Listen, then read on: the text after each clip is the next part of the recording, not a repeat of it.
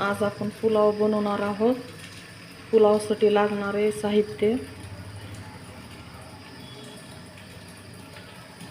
तांदूळ, पत्ताकोबी, कांदा, टमाटर, गाजर, वाटाणे, तसेच अद्रक लसणाची पेस्ट व तूप हे सर्व साहित्य टाकून आपल्याला छानपैकी पुलाव बनवायचा आहे। हे पहा, पुलावमध्ये थोडेसे जिरे टाकायचे आहेत व तसेच कांदा टाकायचा आहे।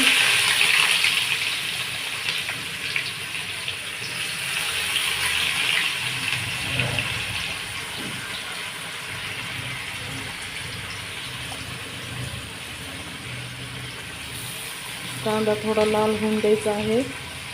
हे पहा, त्यानंतर सर्व साहित्य टाकलेलं आहे। थोडं आता वाफवून द्यायचं आहे।